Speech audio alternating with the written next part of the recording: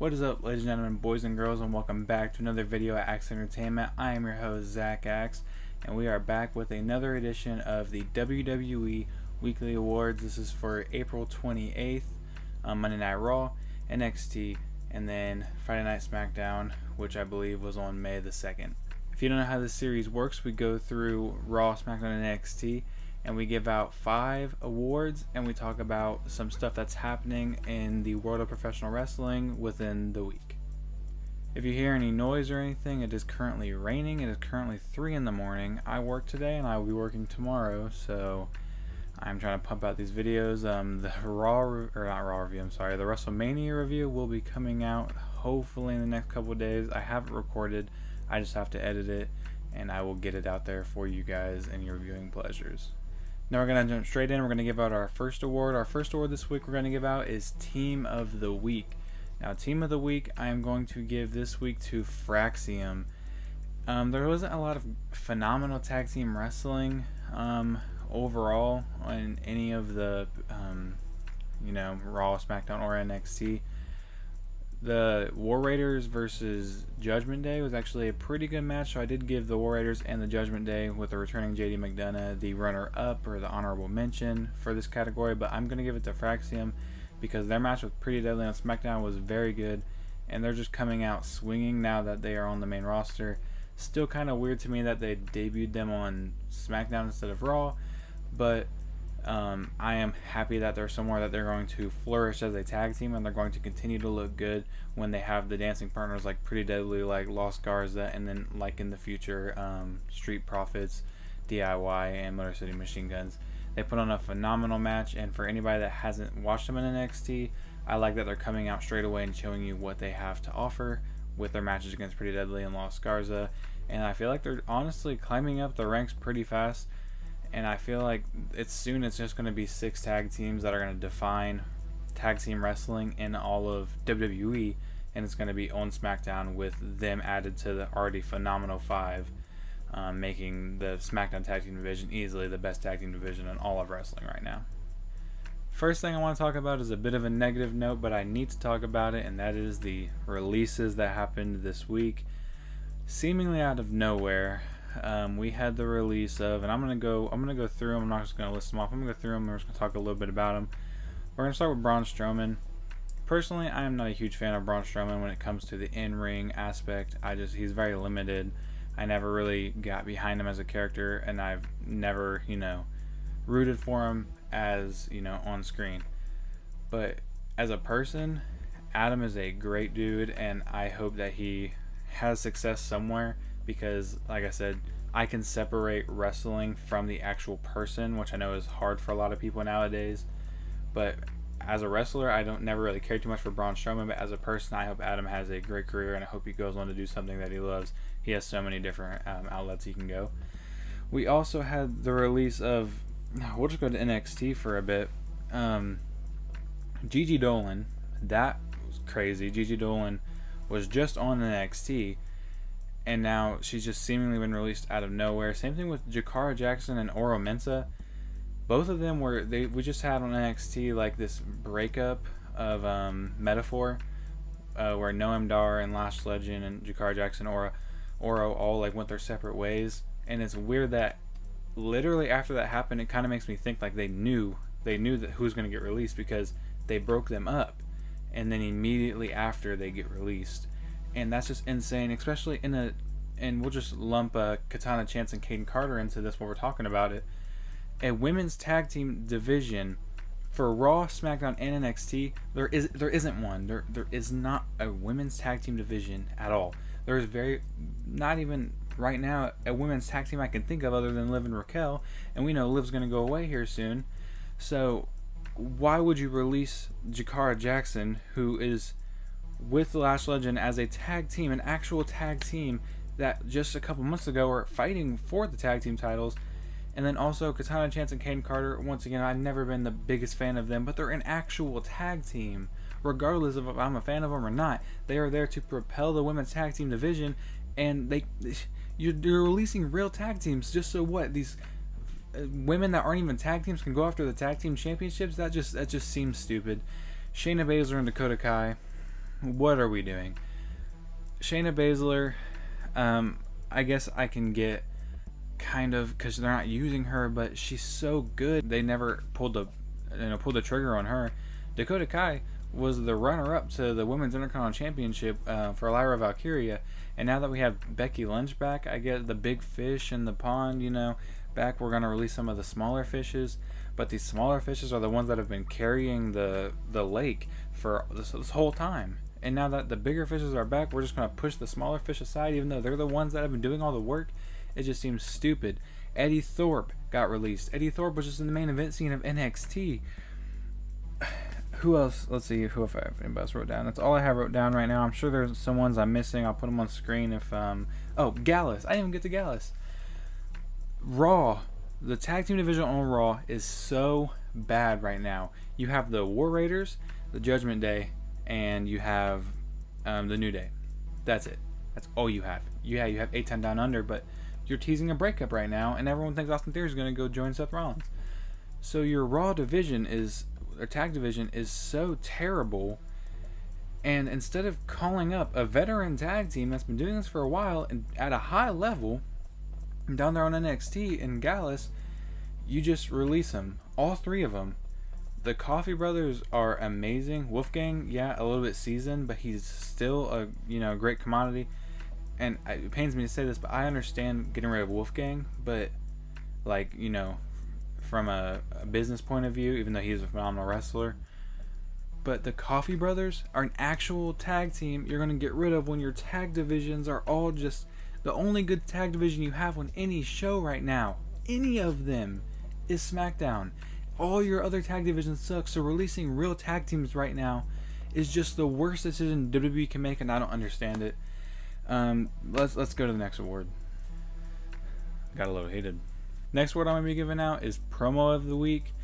Promo of the Week easily was won as soon as this person grabbed the microphone, and that is Pat McAfee is going to be getting Promo of the Week. We'll talk about the honorable mention here in a second, but Pat McAfee has to get the Promo of the Week because his promo on Raw, where he's just basically just addressing the crowd, kind of talking about Gunther. I felt like he's getting you hyped up for a big war, even though at the end of the day it's an announcer, a celebrity announcer facing a wrestler. But I'm hyped up for this match now because of Pat McAfee. At first I was like, oh, I'm excited to see Pat McAfee wrestle, but it's, whatever. And then he got on the microphone and talked, and now basically just saying, I'm going to die for my friends. That's why I jumped in and saved Michael Cole from Gunther. I don't like a bully, and I'm just going to do anything I can to stop him. And I thought that promo was just phenomenal. It was very fun to watch, and I'm excited to honestly see what happens next week, hoping that maybe Gunther's actually able to show up, and then they can have maybe a face-to-face. I think a promo battle between Gunther, who's actually, his mic skills have improved tremendously, along with Pat McAfee, who obviously, he's getting this award for a reason. He's shown that he has great promo skills. I feel like their promo battle could be amazing if they just let them do it on Monday and don't just keep Gunther away until the pay-per-view. That would be a huge bummer. And the honorable mention for this category I want to talk about, I'm going to give it to Tony D'Angelo down on NXT because his promo was sneakily good. I feel like if you didn't actually listen or you weren't watching and you just kind of background noise, you wouldn't catch how good it was. But that was a sneakily, really, really good promo he was cutting even before Stacks interrupted him. I'm pulling back into the tag team problem. These two were one of your only tag teams you had down on NXT, and now you broke them up. But one thing I do want to say about this promo is the crowd absolutely sucked. They were terrible for this promo. They ruined the promo. I get it. NXT is a real small venue. NXT, I don't know how many people necessarily are in there, but it's not that many. It's 5 rows of people, and you can hear what everybody's saying, and they were trying to ruin this promo. This promo was so good, and you just had one, I think it was one really loud lady at one point that just kept saying stuff. She had to be the focal point of attention. You are not the focal point of attention. Yeah, your voice can be heard, but when you're interrupting the wrestler and you are cutting off the wrestler who's trying to give a promo, a serious promo, on top of that, I thought the crowd really sold this moment for Tony D'Angelo, but I thought he was still great on the mic regardless. And that leads perfectly into the next category I want to talk about, which is a tag division. I want to talk about the NXT tag division. The NXT tag division, much like the Raw tag division, is kind of at a point where we need to just have a full, complete reset. Now, I don't know how you do it on Raw. That tag division still is in shambles. But the NXT tag division, I feel like there's a real easy answer here. And I think what they need to do, and I love Hank and Tank. They knocked out Fraxium. You know, we sent Fraxium the main roster. The Fraxium was like their only tag team, like, that was worth a damn. No offense to everybody else in NXT. But then Hank and Tank beat them, which I thought was a weird decision to have Hank and Tank be the ones that beat them. The total reset, like I was talking about, I think the way that you achieve that on NXT is you take these titles and you give them to Dark State.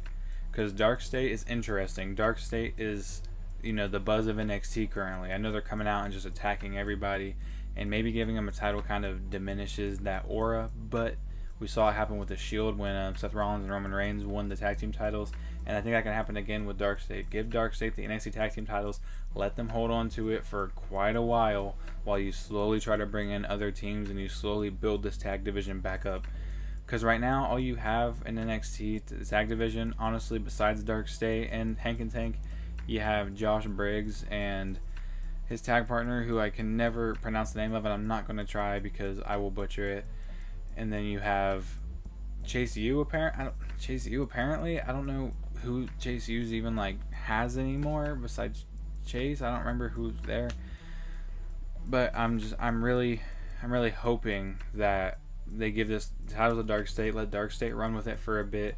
You can keep them out of the tag division, honestly. You just give them to the Dark State and have Dark State use it to propel the tag titles to the main event while you kind of slowly fix the looming, you know, terribleness that is the tag division. I feel like that would be the best play you have here. And one way I don't want them to try to fix it, because it seems like that's what they're going to do. I am talking about this later in the video, but please don't think LFG is going to be your savior. I think there's some guys on LFG that definitely have potential, but don't treat LFG like it's going to be all these guys are going to get in, all these guys are going to be the next class, even though we've acted like only one person's going to win, only two people are going to win, whatever. But then we're going to bring all of them up, like The Undertaker with Obafemi. I don't want them to think LFG is going to be their savior and then they can just bring in these brand new guys and they're going to fix everything, because I don't think that's going to happen, and I hope they aren't looking at LFG to be the thing that fixes NXT. Next one I want to give out is Female of the Week. Now, I don't want to get in this loop where if you pull double duty, you automatically get Female of the Week, but last week Stephanie Valkyrie pulled double duty. She would have probably got the award even if it was just the Io Sky match, but the next week we're going to give it to somebody else who pulled double duty, and that is Roxanne Perez is going to get this award. I'll tell you the honorable mentions I got wrote down here. I'm going to give Stephanie Valkyrie an honorable mention because she had a great match with Ivy Nile, who's also going to get an honorable mention. And then we're going to give one to Zelina Vega, strictly because I forgot to even mention that she won the freaking U.S. women's title in the last video. And then this week she has a match with Piper Niven. I'm not giving it to her for that. I'm just giving it to her for the fact that it was like my apology that I forgot her. I'm going to give her an honorable mention. But Roxanne Perez does win this award this week. She has faced in this week 3 of the biggest names you have in women's wrestling right now, in Rhea Ripley and Io Sky and Jordynne Grace. On NXT, her match with Io Sky, Jordynne Grace, with Julia, that was a very good match. I thought that match definitely earned its main event spot. That match was so good. I mean, I know you have a known commodity like Io Sky in that match, and even Jordynne Grace, who, you know, ran the TNA Women's Division for a while. And then you have 2 of the up-and-comers on the other side, but that match was very good. The match with Rhea Ripley was also very good. Neither of them were like outstandingly amazing, like phenomenal, but they were both definitely very good matches from a superstar that honestly at this point I think should just come up to the main roster. I think NXT has enough women down there that can carry that division, well, as long as they don't keep releasing them. They have enough women down there that could run that.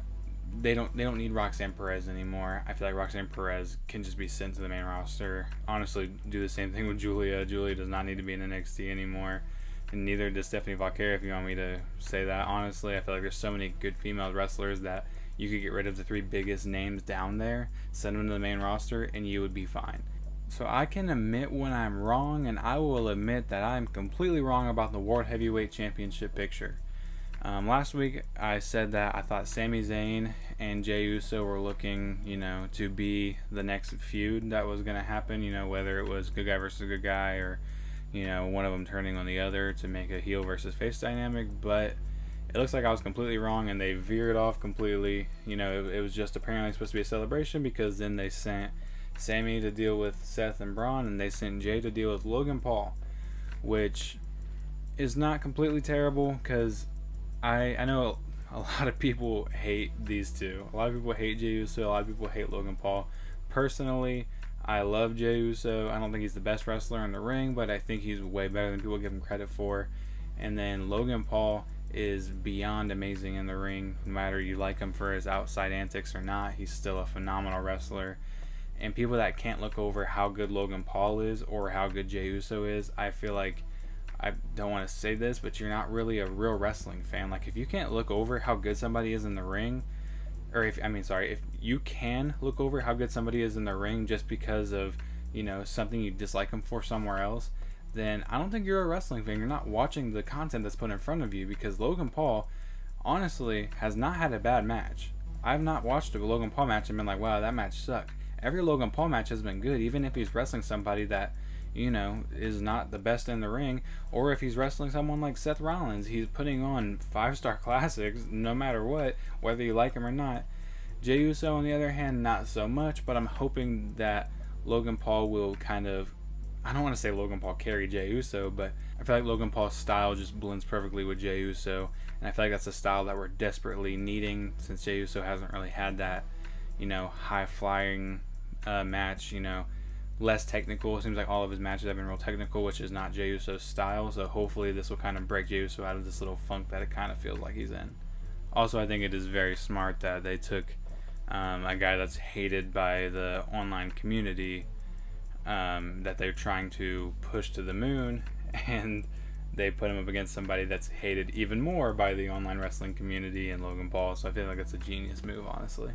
And that'll move us into our next award, which actually is kind of perfect, because honorable mention I did give to Logan Paul, because he had a great promo battle with Jey Uso. I feel like that's going to be the most, the funnest part of this rivalry, is going to be the before the match is going to be the promos, because they're both very good on the microphone. Logan Paul is very good at making you hate him, and he had a very good promo against Jey Uso. And then, the backstage he knocked out the World Heavyweight Champion. In boxing, if you knock out the World Heavyweight Champion, you should probably get a mention. So I'm going to give Logan Paul honorable mention. He is the runner-up to Braun Breaker, who will be winning male of the week this week, because he looked like an absolute dog. He looked like an absolute beast. He came out and destroyed Sami Zayn, which what I was hoping for. They were giving Braun Breaker the microphone a lot when he was Intercontinental Champion. I feel like giving him Paul Heyman kind of as another, a mini Brock Lesnar, I guess you could say, which I hate being his comparison. But giving Paul Heyman to Braun Breaker will let him stay off the microphone for now, which I think is brilliant. He's not bad on the microphone by any means. He's just not the most intimidating guy on the microphone when he's the most intimidating guy in the ring, and they don't really match up, kind of like how Brock Lesnar, back to that comparison, was never the most intimidating guy on the microphone, but when he was in that ring, he was, a beast, no pun intended, so they took away the microphone. Now, doing that with Braun Breaker is genius, because now he just looks like a badass. He comes out, he doesn't say anything, he wrecks you, and he leaves. And that's just great to see Braun Breaker be able to develop with an actual character, other than, oh, I'm just this big badass. Now he's literally just a destroying machine. And he comes out and he destroys Sami Zayn, in a match, and then the match ends and he's still destroying Sami Zayn. And I feel like we're gonna see a lot of this from everybody on the Raw roster. Braun Breaker just destroying whoever Seth Rollins wants him to, or Paul Heyman wants him to. And I feel like this is a great way to build hype behind Braun Breaker, since right now, out of the big four in that kind of feud, the one you're really not looking at the most is Braun Breaker. So putting him up with the other ones by having him just destroy made names like Sami Zayn is a brilliant tactic, and that's why he has to win Male of the Week this week. Next, I want to talk about the acquisition. That's right? Acquisition. The buying of AAA. WWE has bought AAA. They seem to just buy whatever company is, kind of floundering at the moment, and it looks like they bought AAA, which is honestly perfect for, if you look at who some of their biggest, names are. You got Rey Mysterio, you got Rey Fenix, you got Penta, you got Santos, Los Garza, Andrade. I'm sure there's plenty I'm missing. And now you just bought a company that'll hopefully help them flourish. Vikingo showed up on Raw. I'm not sure if that's gonna, lead into him signing, or if he's already signed and maybe I missed it. And I think buying AAA, especially in this whole El Grande Americano storyline, is great, because now you should have now at your disposal a plethora of luchadors to send to Chad Gable to have him beat, and El Grande Americano and have him beat, not the same person. And I feel like I'm so glad they did not, have Rey Mysterio versus El Grande Americano at WrestleMania, because I feel like if they did, El Grande would have lost and lost his mask. Now that he still has it, this could be a year-long storyline we're seeing with El Grande Americano, where he just takes out all these different luchadors that they have being brought in. He doesn't have to stay, constricted to Penta and, Rey Fenix and like all the ones that are currently on the roster. You have more that can now come in, eat a loss from El Grande Americano, and then his whole run can continue. I feel like at first I really did not care for this character, but he's really made me like this character, and now on top of it he has more people to beat up. Last award I'm giving out, this one was really hard, and as match of the week, I'm going to give an honorable mention to Io Sky and Jordan Grace versus Julia and Roxanne Perez down on NXT. And call me biased for this one, I don't care. I'm going to have a couple bias bigs here and there. But none of the matches this week really stood above the rest, so I kind of just picked the one that I enjoyed the most. And I picked the one between my favorite wrestler of all time and one of my other favorites, between Aleister Black and The Miz. The Miz being my favorite wrestler of all time, Aleister Black being the guy I'm most excited to be back. I think their match was sneakily good, and I think some people might overlook it because Miz gets a lot of hate for no reason. I might be saying that because I'm like a huge Miz stan, but he gets a lot of unneeded hate, and he kept up with Aleister Black. And if you look at like some guys that are very easy to get like fall behind with when you're in the ring with them, Aleister Black is on that list of guys that are it's very easy to fall behind when you're trying to wrestle him. And Miz kept up with him the entire time. Miz made himself look like $100 and Aleister Black look like 1,000. So I think that just the selling, and even if it was a little over the top sometimes from the Miz, the selling is great. He had some great spots, like when he pulled Aleister out of the ring and Aleister kind of hit really hard. That bicycle knee strike was awesome. They had a really good match, and I'm excited to see what Aleister can do. I know the Miz isn't gonna, he's kind of there to put over young talent, and as the Miz being a fair wrestler, I have to accept it. And this was just a perfect example of how he's going to put over more talent that's coming back or getting pushed in this match between him and Aleister Black. And also after the match, we had this face-off between Aleister Black and Carmelo Hayes, and I hope that is a full-blown feud. I hope that's not just a match they're going to throw on Smackdown next week. I hope Aleister Black versus Carmelo Hayes is going to be amazing. I can almost guarantee you, no matter where it's put, it will probably win match of the week, and we can go back to this video and look at it when it does. But that match is going to be amazing, and I hope that should be a pay-per-view match. That could be Aleister Black's first pay-per-view match back against Carmelo Hayes. Andre the Giant Battle Royal winner Carmelo Hayes. I feel like that's going to be so good, and I'm so excited to see that match. And I hope they don't make us wait too long, but I also hope they don't give it to us right away. They need to hit that sweet spot for this match. I didn't have this right down, but thinking about it, I do want to give an honorable mention to Rey Fenix versus Santos. I thought that match was very good. I think that match would have won had there not been the dynamic of Santos the entire time screaming at Rey Fenix to please join my group. Please, my group sucks. They can't stop losing to everybody. Join my group. Join my group. That kind of like diminished it a little bit for me. Like how every 2 seconds Santos would yell at him, "You should just join me. Why are we fighting? Join me. Punch, punch, slap, slap, kick, kick. Join me." Alright, final thing I want to talk about is the fact that I was wrong again. In my last video, I said that I thought that we were leading into a Joe Hendry and Oba Femi match, but it looks like that's not even close to what we're getting.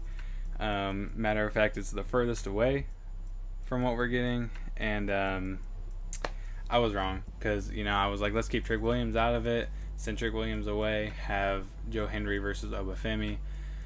But it looks like instead we're setting up, I don't know what Obafemi's really doing, but we're setting up for Joe Hendry versus Trick Williams, because I released that video Monday, and then literally, what was it, Friday or Saturday, he shows up on TNA Rebellion and starts his feud with Joe Hendry, which I think is going to be a great feud, and I think this could be finally maybe the opportunity to give a TNA guy or an NXT guy a TNA championship.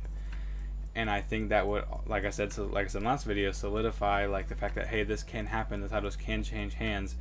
And I'm excited for Trick Williams versus Joe Hendry. Honestly, I love Joe Hendry, I love Trick Williams. I'm excited for this feud. I was just kind of expecting Oba versus Hendry, which I guess I was wrong, but... And then you had Joe Hendry got attacked by Dark State, leading into, I think, Dark State versus Hank, Tank, and Joe at the next NXT. I'm sure that match is going to be very good. I'm glad we're seeing Joe Hendry pop up on all different kinds of, this stuff. All different kinds of NXT shows and TNA shows. I hope they don't overwork him to the point where he just gets burnt out. So hopefully they keep it going with Joe Hendry. He's, one of the most popular guys on the planet right now. And I'm really excited to see this Trick Williams versus Joe Hendry match. Now, the NXT title, on the other hand, is a little bit harder to predict because the only interaction Obafemi had this week was Undertaker saying, "Watch out, I have LFG guys that are going to take your title." No, they're not. All three of those guys that you brought, plus your old ass Undertaker, in a 1-on-4 handicap match, whoever pins Obafemi gets the NXT Championship. Elimination if you want. Obafemi's still walking out with a win. I don't care what you say. I love Undertaker, but at this age, you can put all four of them on a team. They're not beating Obafemi. And this gets back to the point I was making earlier in the tag division discussion, and that's just, I hope they don't think LFG is going to be their savior. I hope they don't bring in these LFG guys and try to push them to the moon and, go after Obafemi. And we have so many, not really so many anymore because you're releasing some of them, back to that again, but we have a lot of guys on NXT that could definitely elevate themselves to fight Obafemi instead of having the same old matches, or even guys you could bring down for a little bit to fight Obafemi. And I just feel like this LFG thing, I do not want to see Obafemi's next feud be anybody from LFG unless it's that one guy that hates Bubba Ray. That's the only guy I will accept. Anyways, that's the end. If there's any awards you thought I gave to the wrong person, let me know in the comments. If there's any awards you'd like to see added, let me know in the comments. Until then, I have been your host, Zach Axe. I hope you leave a like, comment, and subscribe for me. That WrestleMania review should be coming out maybe even before this. I have it recorded, or the WrestleMania ranking. I have it recorded. It's just I've been stuck at work pretty much every day. I haven't had time to edit videos. I also have a lot of trivia still sitting back in the inventory from the last recording session between me and the guys, and I hope I can get those out here soon too. Some of them are probably way out of date, but I've kind of been lazy to get those out, so I hope you did enjoy. Leave a like, leave a comment, subscribe, and I'll see you guys in the next one. Peace. This happened if I had real tough love, I'm bad at this, and I'm bad for this.